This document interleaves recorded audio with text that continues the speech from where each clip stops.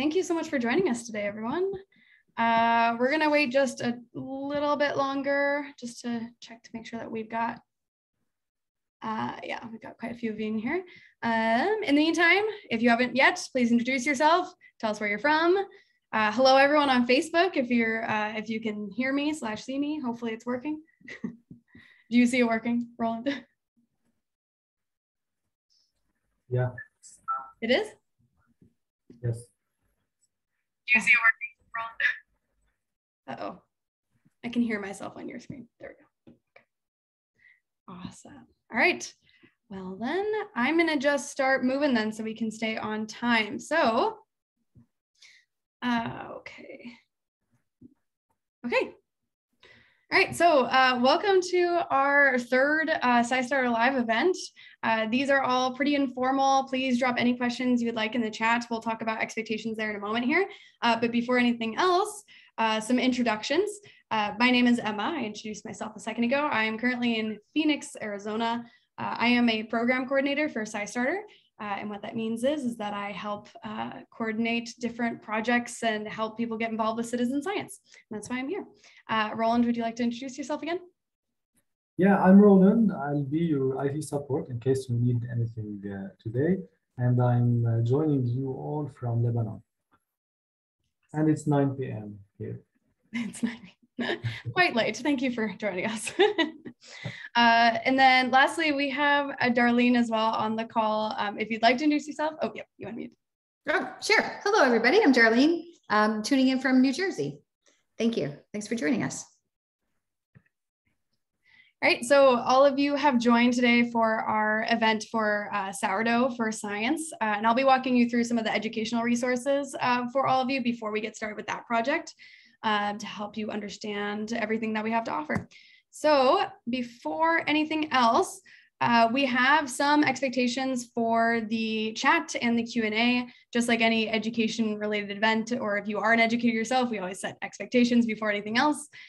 Just like in a classroom, we have two separate buttons. There's a chat and there's a Q&A. For the chat, you can use that to share messages with everyone. You can send them directly to the panelists or hosts. If you have any IT issues, you can send that to Roland. His name on the chat would be IT support in parentheses Roland. And that would be the correct way to get help immediately.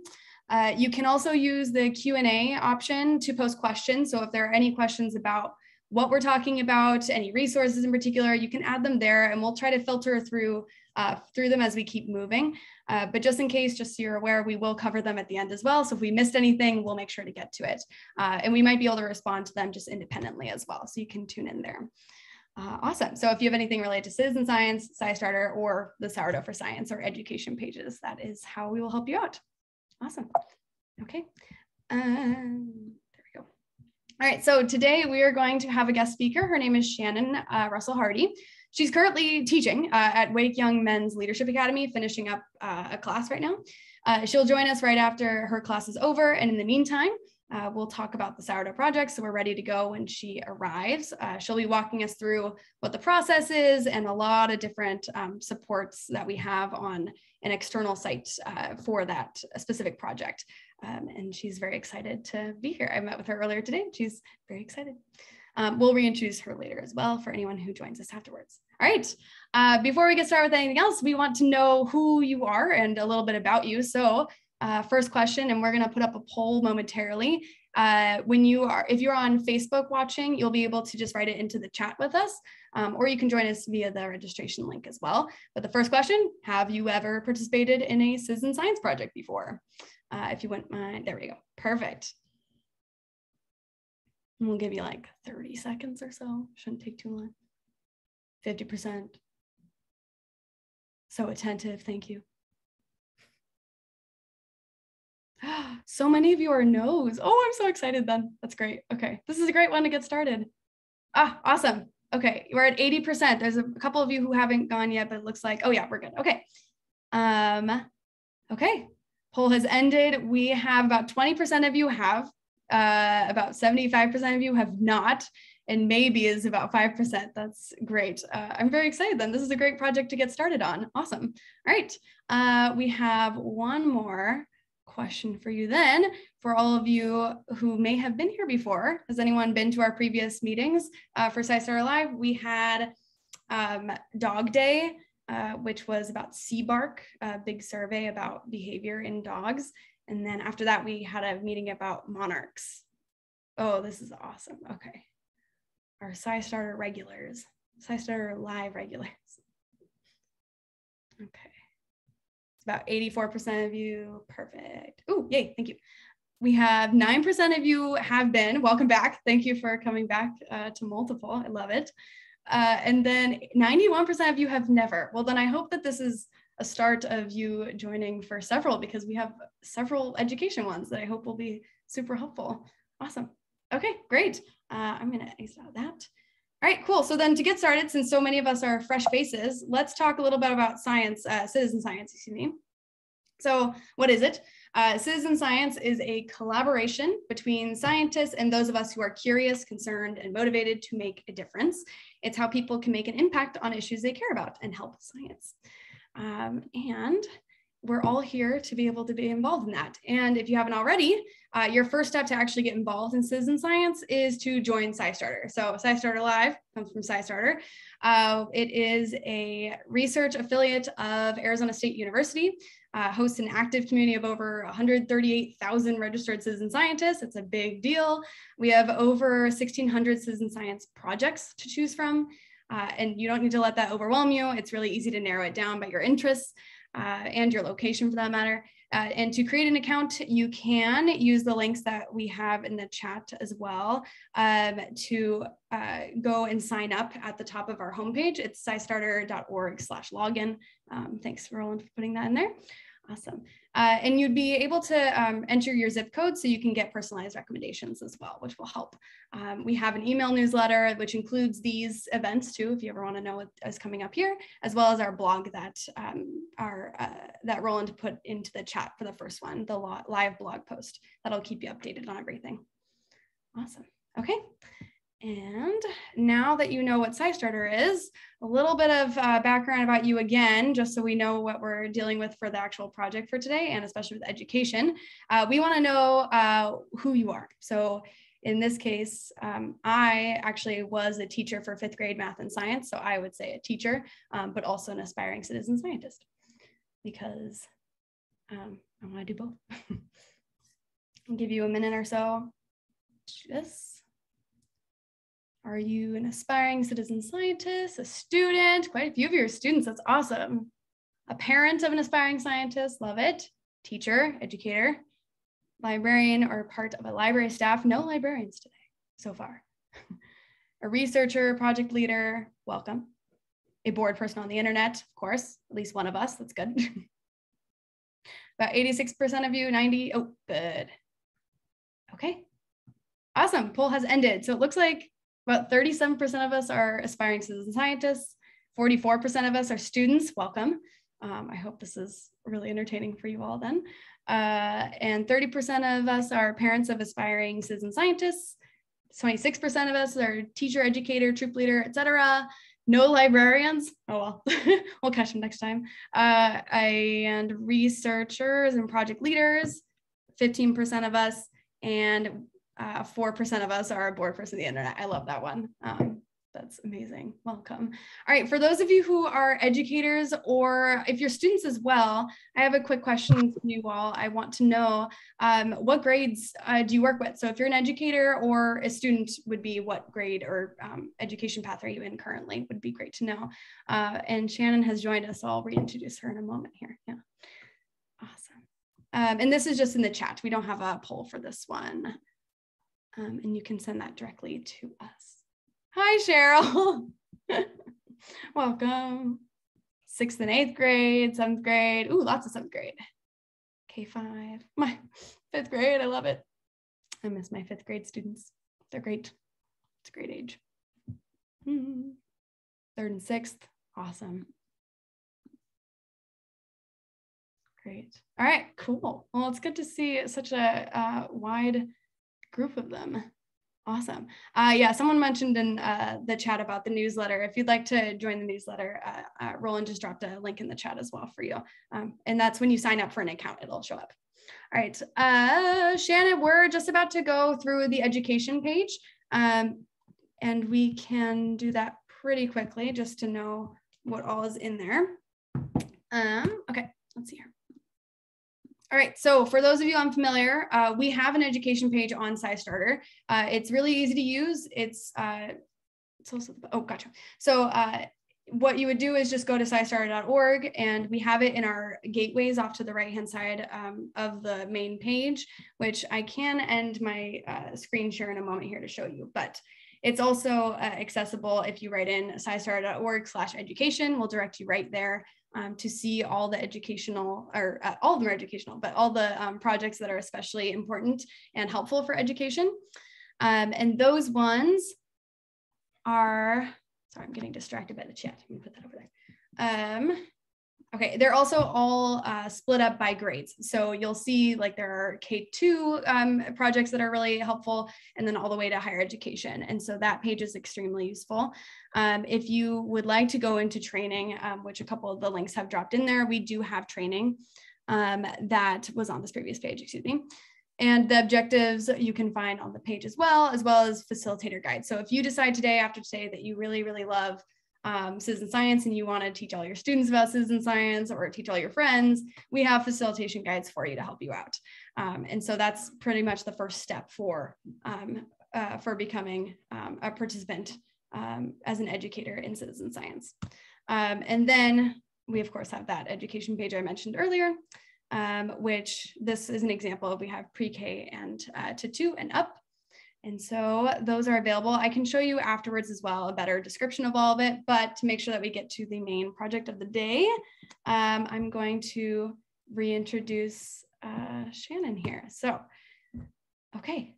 So our first project, or our project today, is Sourdough for Science, and we're going to give it an actual try. Roland is going to drop a few links into the chat for going to this project page. Essentially, what we do for this project is measuring to help solve the mystery of bread, comparing the growth of microbes in different types of flour and how those microbes contribute to taste and texture of bread. This is a SciStarter affiliate project, which means if you are signed up for SciStarter and you decide to participate, you can actually track all your contributions. You can get credit. If you're an educator, that means you can get credit from your students as well. You can tell that they have done it. Which is an excellent resource if you're trying to assign it as a project for your actual classroom. Okay. On our education page, we have a specific link to the Sourdough for Science page, which gives you a full list of steps.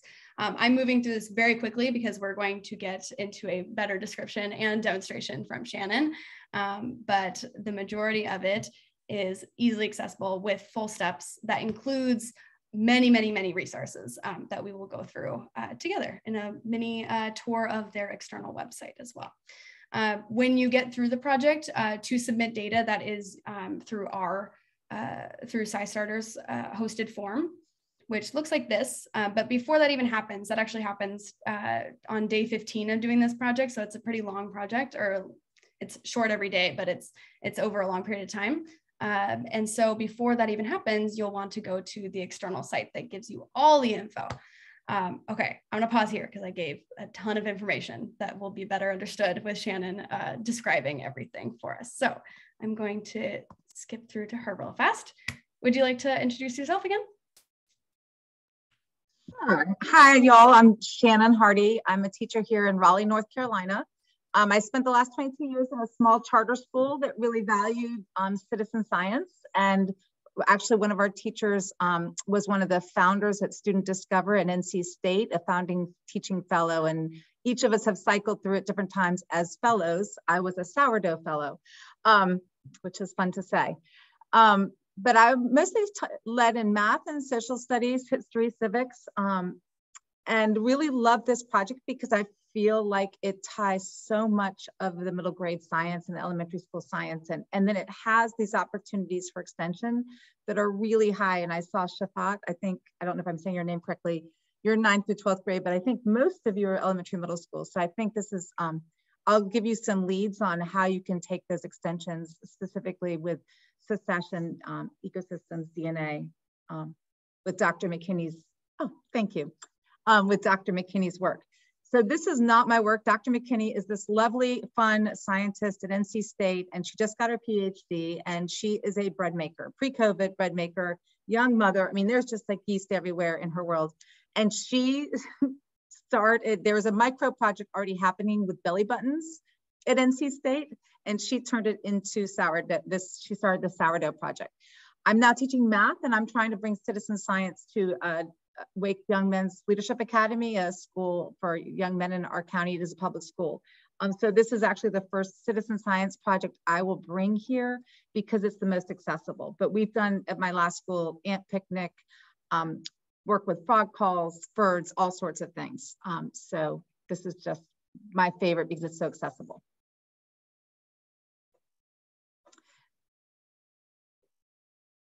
Sorry, I forgot I muted myself. My bad. Excellent. Okay, I have our list of materials as well. Are you prepared to go through the project? Yeah, I've got just junk everywhere. My first thing is, whatever you do, create like some sort of tray or space that contains the sourdough work that you are doing with your students, because they will get everything everywhere, flour and everything. And one of the things that we've learned is there are kids who really struggle with gluten, and some even if it's in the air. And so that was really important to us to learn how to contain the flour. So what I made a starter last night, and you can see it already has grown. Now this is a bigger starter. The first year we did it, the very first, I don't know if that could, there you go. The first, so this was at 9:03 last night. So this was in about 12, 15, 16 hours, I guess. And it was 71 degrees. It likes to be warm, so the warmer it is, the better. And the first day is not the most exciting day. It gets really exciting in about the third day. So we'll just, to make a starter, just keeping it simple, you just need your mason jar. We prefer, when we bought a bunch of mason jars, we would have, we've done it one per student. When we were virtual, every student had their own sourdough. Sometimes we'll do one per pair, and then the kids will create experiments where they'll use different types of flour and compare. So you'll kind of have to do your own design with the experiment, and all the materials are in there. But if each group or pair or group just does one starter, that alone has a lot of fun data, especially for 5th and 6th graders with abiotic and biotic factors. So it's really simple. You take a mason jar. I prefer the wide mouth because in the end, you're gonna have to clean these, and it's just easier to clean. It gets crusty after 15 days.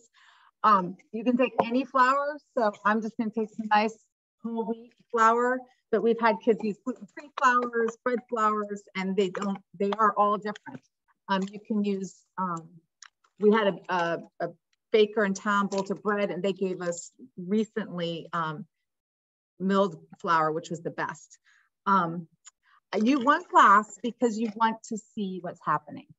And you want clear glass. And you, in fact, this was not great because you have all like this like texture in the glass. The smooth ones are better because you can see the bubbles. It gets crazy, like crazy. The CO2 being released by the yeast is a lot of fun to watch. So, and depending on the recipe you use, the first year we did it, we did 4 tablespoons. It's just tablespoons and water match.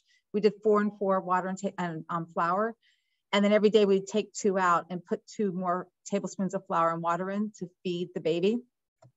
And it was just like all over the place. Like we would come into school and there was sourdough everywhere. So we now have taken it down to 2 tablespoons.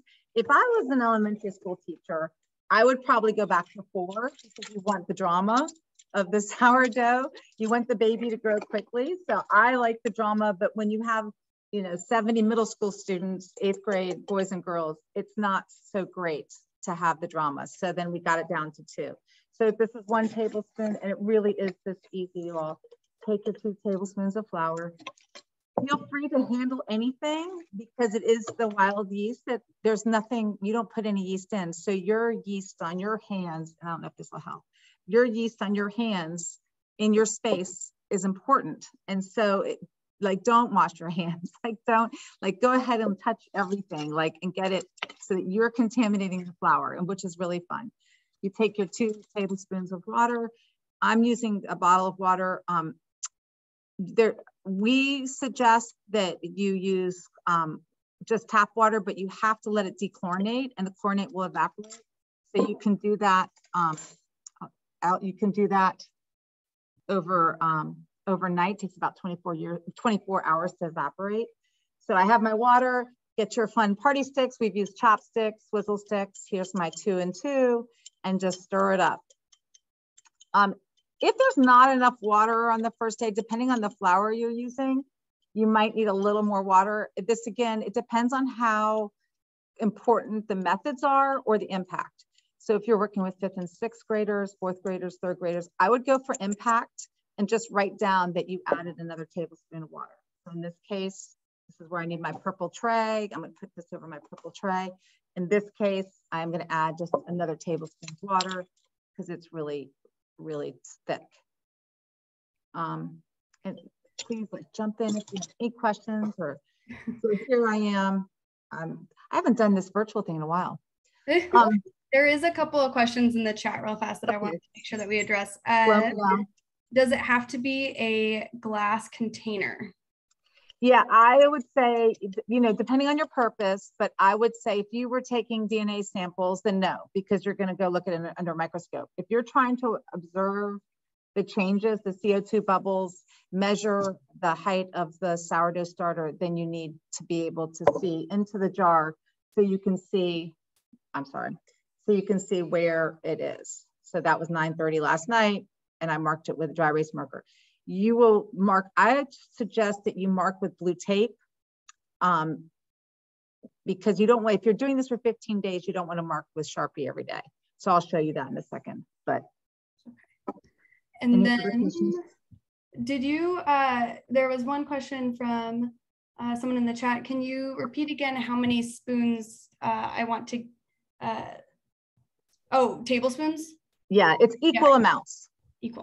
Equal. So it's 2 and 2 is what we suggest in there in a small, like 8-ounce, 12-ounce mason jar. You can go 4 and 4 in like a big 16-ounce jar for more drama and effect. But I mean, you can do, we've had like 1 teaspoon in a, what are they called? I'm having a blank moment, but flat, like one of those little beakers. So as long as it's equal. This is an important part that you should never take for granted. Scrape, and here's the spoons facing out. Scrape the sides down while it's still wet every day because you won't be able to see into your starter because it gets so crusty on the walls. And if you're doing this for 10 to 15 days, it's going to be really important that every day you scrape the sides. So I'm just going to scrape the walls for you. And this is, so here's my starter. I'm make my first day starter. At this point, you're going to take your pH for your first day. We call it day 0. It's the beginning. It's your beginning of your day point. Can you mix flours? Again, if you're mixing the flours, just like have purpose. Like, yes, the kids love to mix the flours. They did, you know, gluten-free, mix of half and half, whole wheat and gluten, and then just whole wheat, 2 tablespoons. Like, there are all kinds of experiments that our 8th graders designed that were really fun. We had kids that instead of water, they use Gatorade or lemonade. There are all kinds of variations. I would just make sure as a teacher, whatever if you're trying to observe this, just a pure starter and the CO2 in those pieces, I would probably keep at least half of your starters pretty straight, like follow some kind of control template, because even the controls will have differences. So that's really important to be able to compare your controls. So we'll ask our 8th graders to note 2 controls, and then they can have 2 versions of that experiment. So they'll collaborate and have, so if you want to experiment with Gatorade, 2 starters have Gatorade, 2 are the control. So you're not just 1-to-1. All right, and you can already, I mean, it's like all, I don't know that this one is bubbling at all. This one hasn't even started to bubble. So nothing exciting is happening from last night. So it usually takes 2 to 3 days, but you've got a couple, it's like, you know, it's nice and soupy. It's a little loose. I think that's where people get hung up because they want this to be really exact. There's a little bit of like feel to it. And, but it's pretty loose, not too runny. The bacteria and yeast will feed off of the flour and water. I mean, it's their digestion system and respiration system that you ultimately could study with this, which is why I saw in North Carolina, that's 7th grade. So that's really fun. 8th grade, we study food energy. So just like humans would eat the flour and bread, the bacteria and yeast are also feeding. So you have to feed your baby every day because they'll use all the calories in the starter. And one of the things I think is really interesting is we've had groups of kids where they'll feed their baby twice a day, every 12 hours, because they'll notice their starter is starving. So one of the pieces is when you come in, sometimes you'll see a clear, it's alcohol, a clear layer of liquid on top, and that's alcohol. And that's because the starter got hungry, and then it's like, I don't exactly know the science behind it. You'd have to read up on it. This is the Shavat, that's for you and your students. But that is that. If anyone makes beer or wine, they would know. Mead, you would understand that better than I do. But that is basically starving your yeast, and it goes, I think, anaerobic, aerobic, and then it creates that, instead of the bubbles and CO2, it creates that liquid, which is the alcohol. There are a couple of questions that we might want to address before I move forward. You mentioned that depending on the amount of tablespoons you add, it can get pretty crazy. Someone wants to know how big you've seen it get, or how extreme it's been with the 4 tablespoons potentially. Yeah, in a 16-ounce jar. I mean, it's not like on the ceiling, but it's definitely like a nice, like, you know, the old big baking soda vinegar volcano, like kind of oozing out of your lid. So we've done our lids different ways. You want your starter to, yes, see Shavat's all over it. He's on experimenting with fermentation, absolutely, and this is beyond me. But like your lid, I made this lid and trimmed it. But you just want your lid, we use paper towels because it can breathe. Still, you want it's living, so you want it to breathe. And you can take your mason lid and just twist it on top and hold it on. And so we've had starters blow through, when we were doing the larger recipes, we've had it blow through the top and ooze down the sides and into the tray, which is why we always keep our starters in a tray or on something. But it hasn't, like, there's no projectile starter happening on that kind of thing. It's more of a slow blob that. But it is, you know, you come in, it's pretty fun. So you can even have one like teacher starter that's like the big starter compared to all the kids' little starters. Excellent. And I remember this might be helpful to look into, is that depending on the climate, there's a lot of variables that can happen. I remember you told me someone took it camping once. So as far as cold climates go, would this be an issue, or how do we prevent things from going awry if we take it somewhere that's super cold or super warm? Right, so temperature, so the big variables, and this gets into abiotic factors for those of you who are elementary and early middle school teachers, so much fun. Temperature is the big one, sunlight, radiation. So 6th grade in North Carolina study radiation. So you can do harm to your starter by sticking it in the sun and the radiation. So radiation, sunlight, so keeping in a dark box, but versus sunlight, that matters. Warmth matters, so it's happier warm. Room temperature is happier or a little bit warm, and we, you know, people like will put it in a warm corner, their bread starter in a warm corner of their house.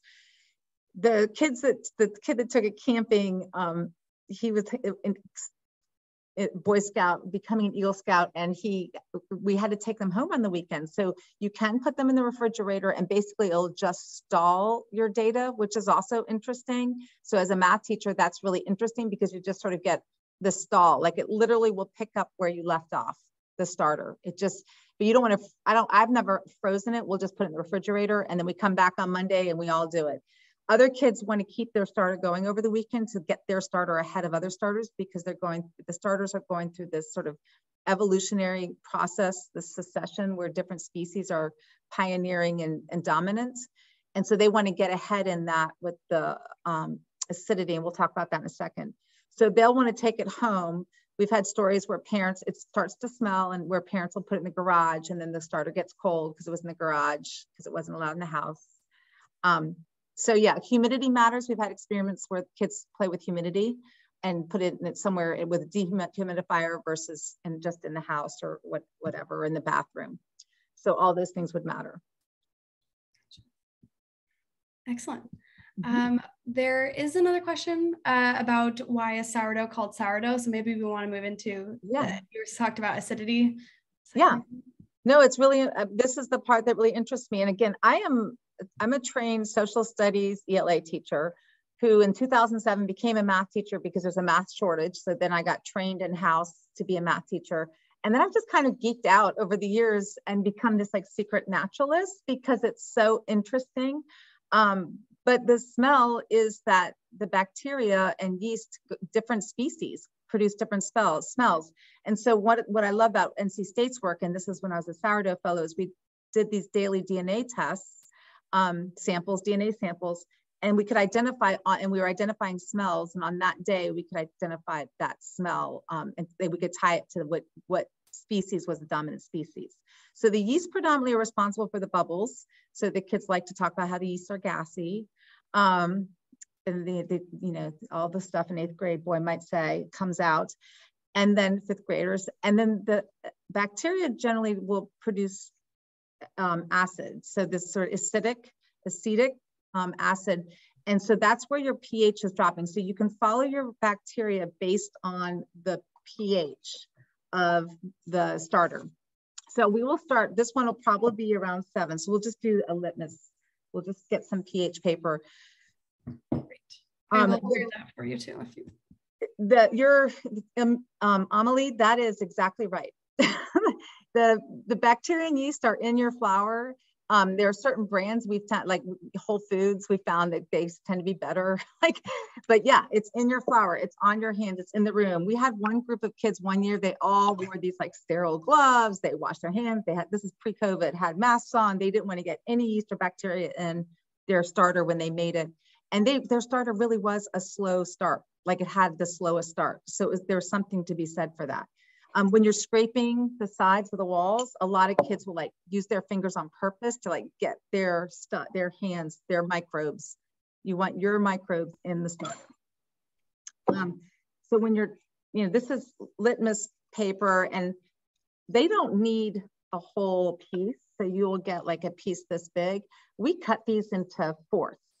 So each litmus, so your group will right away from the beginning get an envelope and we will give you, we'll give you 30 fourths because, or we actually only run it for 10 days, not 15 days. But the reason we do 2 is when you first come back, the first day you only need 1 and we'll do this in just a second. But on the second, every day after the first day, you come in and your starter is just like a gooey mess and it's bubbly and it maybe has a clear liquid on top and you stir it all up and you take the litmus test and you write down the pH. And then you add everything, you'll take 2 tablespoons of the starter out because that is the hungry bacteria and yeast. And you'll replace it with 2 tablespoons of new flour and new water. It's amazing because you're like, oh, okay, so it should just be the same, but it just keeps growing. It's like amazing how it works, but every day will get bigger for about 3 or 4 days and then it settles down.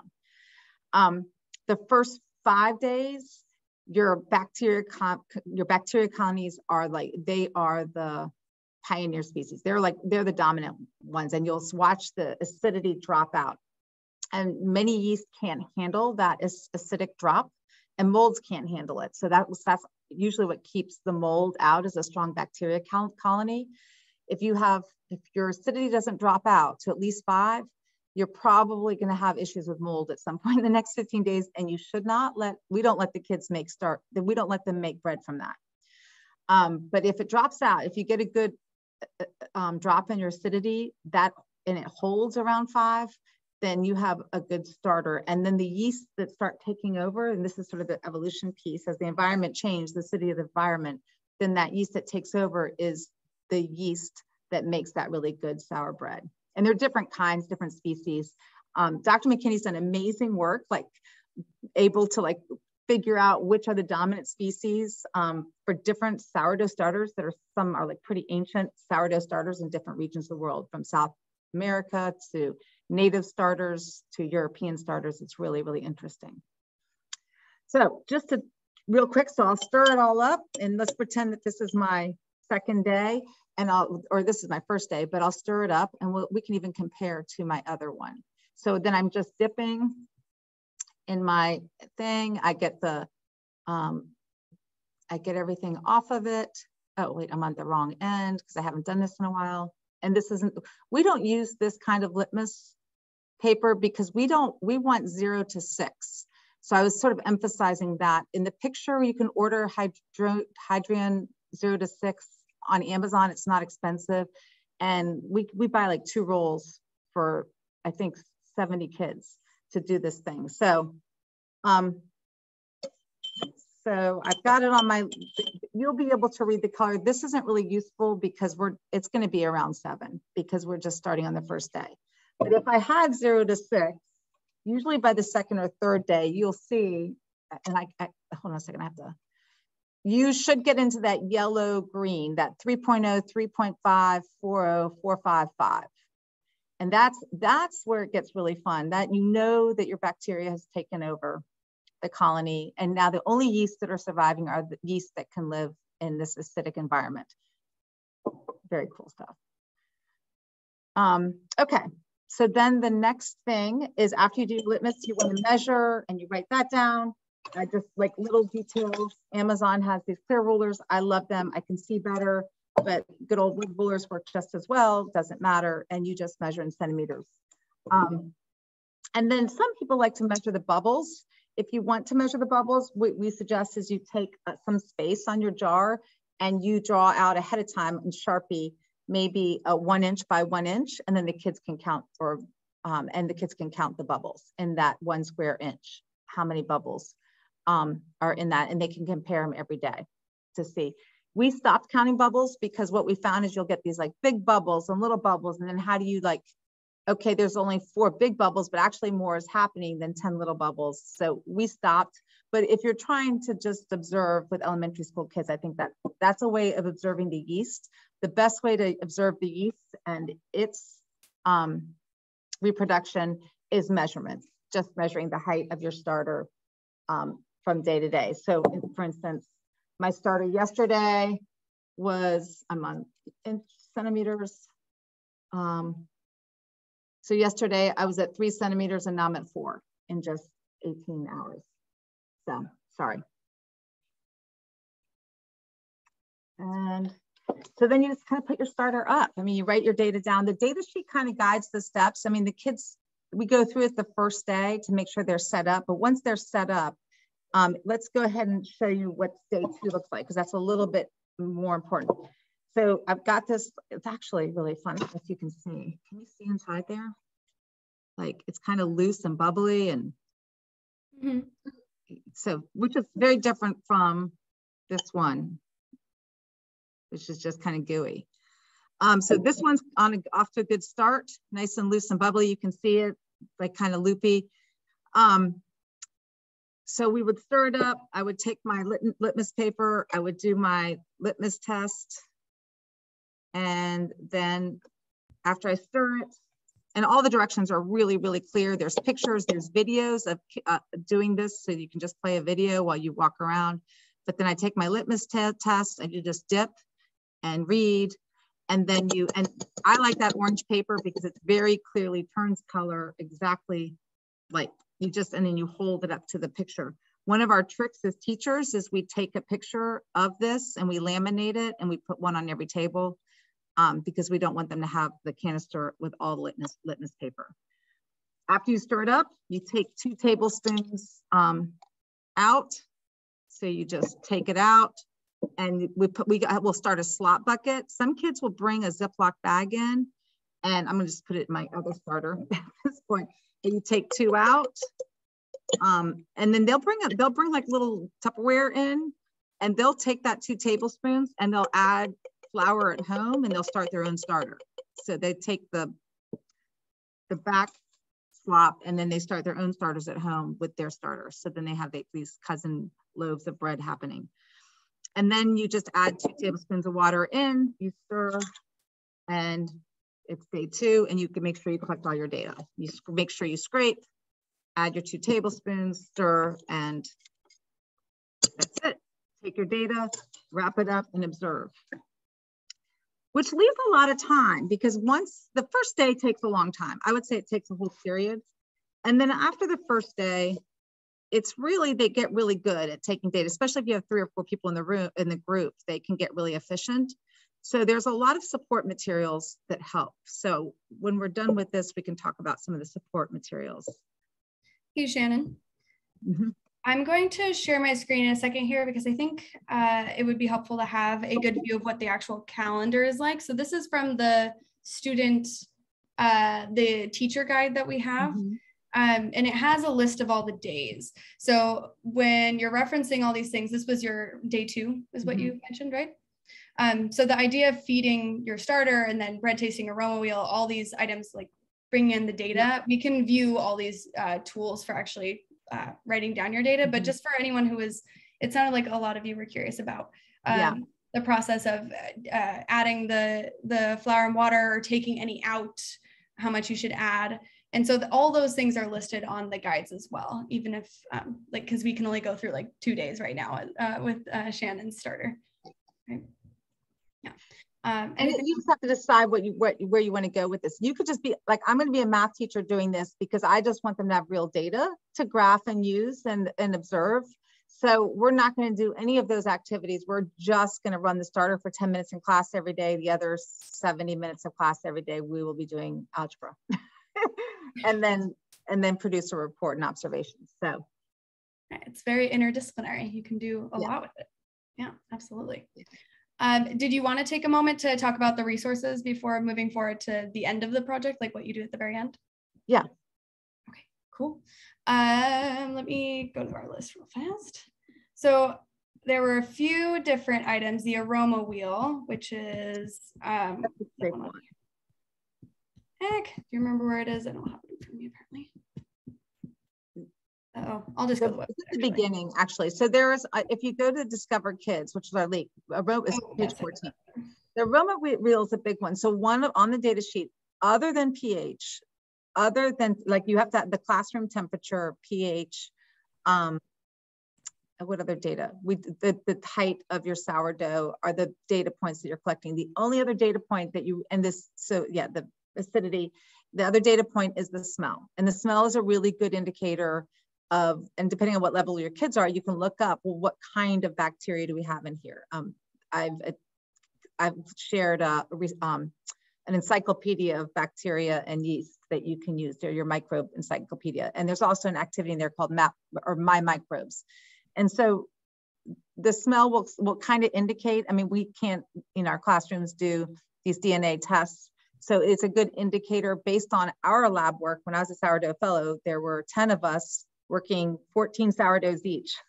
And we were documenting the smells of each of these different kinds of sourdoughs from different flours every day, feeding our sourdough every day. And then those smells correlated with specific species of yeast and bacteria as being dominant at that time on that day. So that's kind of how we know which ones smell like sweaty socks and which ones smell like sunshine. I mean, it's sort of funny.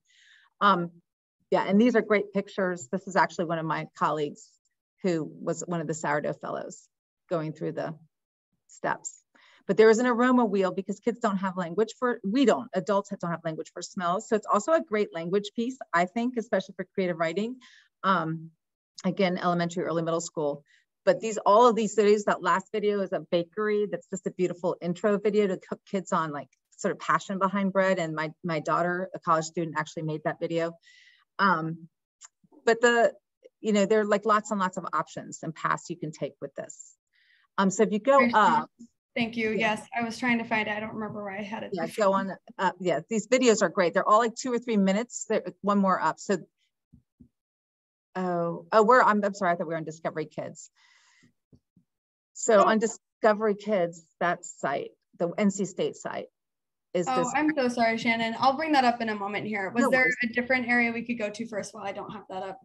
No, that's okay. But even in here, I think if you go down to methods, that's really helpful. So the activity overview, any of that, those buttons, yeah. So that or the step-by-step instructions for teachers, any of those, there's like so many resources. National Science Foundation's given us money to write things. So you as a teacher will have to click through and find a thing that really suits you and the kids that your work age and standards you want to work with. But these are great. You can lay these on, laminate them or put them in sleeves and lay them on the table. And the kids, we just don't talk. There's an aroma wheel. And if we go further, I think to slide 14, you can see the aroma wheel also. And they have to kind of dig it out, like sniff and figure out what the aroma is. It's pretty goofy the first couple of days, and then they get real serious about identifying the aromas. Of course, my computer is talking to me. Yeah, it's fine. I'll zoom into the Aroma Wheel. Yeah, you all can click through all this stuff. Yeah. All of these will be sent to you after this too. The Aroma Wheel, you'll actually be able to see it up super close. So if you go to NC State's Discovery Kids, their sourdough page, separate from SciStarter. SciStarter is great because that's how Dr. McKinney is getting your kids' data. That's the citizen science piece that's so important to us here in Raleigh.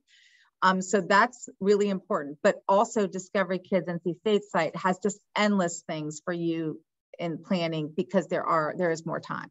I mean, this is, if you teach ancient Civ, I mean, we can trace our starters to ancient civilizations and different kinds of starters and smells. Like they wrote about the smells, they wrote about all these things. So we know that. Absolutely. Okay. There were a few, I'm sorry, I'm going to stop my share for a second. The other items are guided reading in English and Spanish, microbes, way to bake based on pH. Were those all on the NC State website or within the teacher? Yeah, they're on NC State website. Okay. There's an activity on limiting factors, which is really important if you're studying abiotic and biotic factors or ecosystems. What was the other thing? Oh, the kids, there's just funny things like the bubbles are a big deal to the kids and hook the kids, but for us with science, it really, if you get into older grades, it doesn't mean as much because we can't monitor them as much, but we can monitor volume. So for me as a math teacher with my 8th graders, I actually had them calculating the volume change. So when they took the height, since it is the cylinder, we were able to calculate the volume of the starter and how the volume was changing instead of counting bubbles. Oh, excellent. That's so fun. Awesome. Look at my notes. Like, what did I forget? Yeah. I don't think, I mean, all the steps are listed on the site. And so all that is very clearly written out for you, which is super nice. The calendar, I think, is honestly one of the most helpful parts because then you know every day what to do in those short little time periods that you'll have to do every part with your students. And for those of you who are students, I know some of you are actually actively doing it right now, which is awesome. And I'm super happy for you because I think you'll be really excited by the results in the next couple of days, especially the smells, the aromas, right? Yeah, the smells. I was cut off during COVID. I wasn't allowed to make any more starters during COVID. So, oh no. So I had like all kinds of experiments going and got in trouble. So. Well, I know I'm looking at one of the experiments from one of your students from. Oh yeah, can you share that? Yes, I will share my screen. So yeah, those of you that are students, sometimes the starter will cause panic. So we have a funny chat from one of our 8th graders, one of our boys a few years ago, who was battling his starter. And so you can see, I went offline, graded some papers. This is during COVID. I was virtual, and I came back and I had this string of texts from a student, two different students, but one baked this lovely bread. And there's a recipe, I think on both SciStarter's page and NC State's page, a great recipe that Leah Shell came up with. And then my student who's, didn't feel like we teachers were supporting him enough with his new baby. So he ended up having a great starter, and it was a great story, but that's awesome.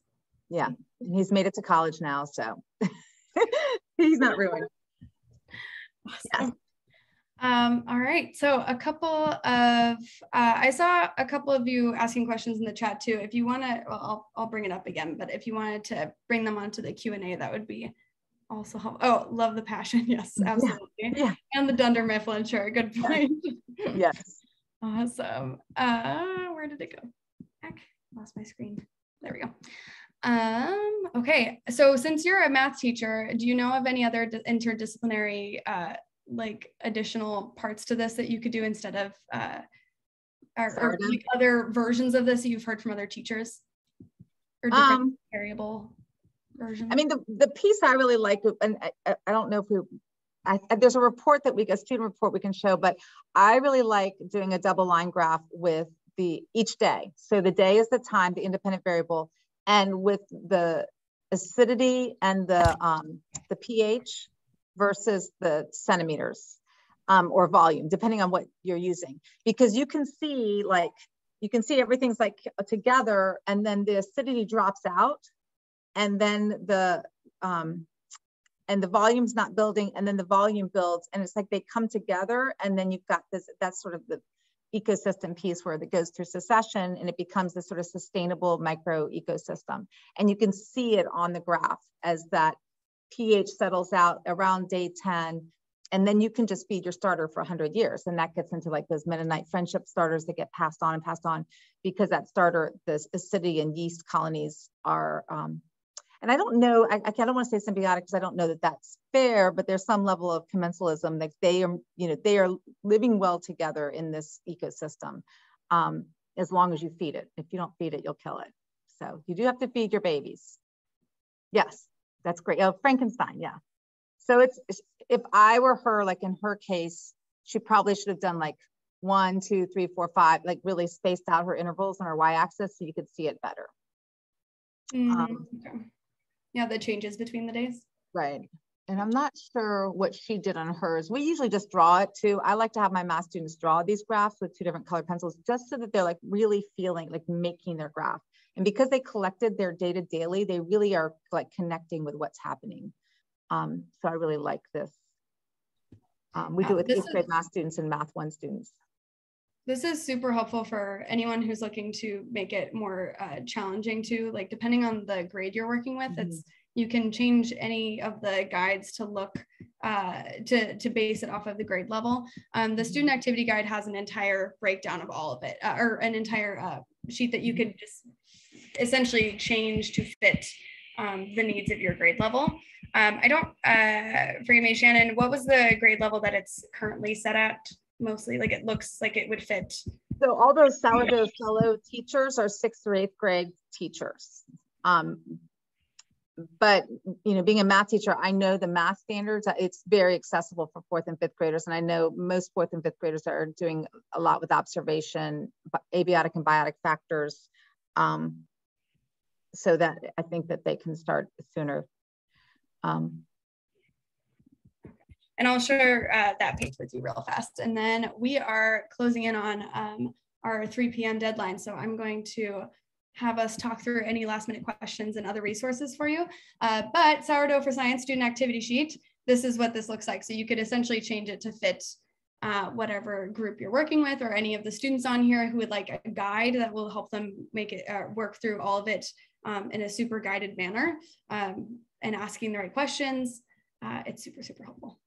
Yeah, I mean, my best advice is just get in it and get messy with the kids and go ahead and just report your data. I mean, it's really about being in it and then playing with it. And it's a great opportunity. It's a very simple, inexpensive way to play with independent and dependent variables and get a real, a big bang for your investment of time and money. It doesn't take a lot of time in class. It doesn't cost a lot of money, and nature works. It's great. It really is a great microsystem. And speaking of the data, for anyone who's thinking, okay, I can make sourdough, but is that it? Well, if it's a citizen science project, that means that we do communicate it back to the scientists. And so when you get to the end of your 14 days, you have the opportunity to actually send in all your information to the scientists to actually look into what is happening in sourdough. And this is the form that is on SciStarter. Whoopsies, how'd that happen? So this form itself will guide you through what data will be added in, and then you'd be contributing to a real science project, which is awesome. And we tell our kids contributing to citizen science is a service learning project. It is an act of service. It's not just picking up trash or raising money for a cause. Like this, there's like in our mind no greater act of service than to study our natural world, understand it better, and then share the data with the experts. So really, really encourage your kids to follow through and send their data in so that Dr. McKinney can continue all of her great work. Yeah, awesome. All right, so on that note, I'm going to Okay, there we go. All right, so for all these citizen science projects, we have a lot of resources clearly for you that will help you, that can lay out exactly what you need to do, a lot of questions answered, FAQ pages that have been created by many teachers over the time that this has, since this has begun. And we can send all those to you via the follow-up email that we will send to all of you who registered. For any of you watching on Facebook, if you register still, it should still be open and you can register and still get that forwarded to you. If anything does happen, we can always be contacted at our info@scistarter.org email. So if you ever need assistance, you can find us here. For any projects that are education focused, or you're looking for more education focused projects, for one, we have an entire page based on education, scistarter.org/education. And we also have more events for the back to school series that we're doing via this webinar. So next week, for example, we're working with Eterna, which is all about solving puzzles using RNA. And that's most helpful for grades in high school, 9 through 12. And then we have a higher education citizen science webinar on the 20th, which will potentially include a pollinator related and plant related project, as well as our higher education training. So there's lots and lots of opportunities to learn more about these items as well. Oh, okay, you're answering that. Okay, gotcha. Awesome. So I think that is it for all those items. Are there any last minute questions that we would like answered via the chat or the Q&A before we, oh, I'm sorry, yes, the survey, my bad. Where is that one? So after this webinar, we also have we have a survey that helps us understand what will be most helpful to you via these webinars. So for example, if you want to hear from more experts, or you want to hear from in any particular matter or topics, we want to hear that stuff. So right after this webinar, you'll be prompted to enter a survey. It takes about 2 minutes, or in the follow-up email, it'll also be sent out as well. And it's super, super helpful. And we do it so that we can hear from you about what you actually want to hear. So please, please, please submit anything you'd like in there. And that'd be super helpful. Awesome. Thank you all for joining us. I'm checking over the chat just in case I missed anything, but I don't think so. Okay. Shannon, thank you so much for taking the time out to talk to us about all this. It's clear that you've done so many of this project in different variations, which is incredibly helpful to hear about, because really it is kind of what you make of it, whatever the teacher wants to direct it towards. So that is super great. Thank you. Yeah, have fun. Someone asked about when is the next one. These webinars are every week on Tuesdays at the same time, so 2 p.m. Eastern time. So we will be here every single time. Oh, yes. Finger doing it, okay. Thank you, all of you who are saying thank you in the chat. Okay, awesome. Thank you all for joining.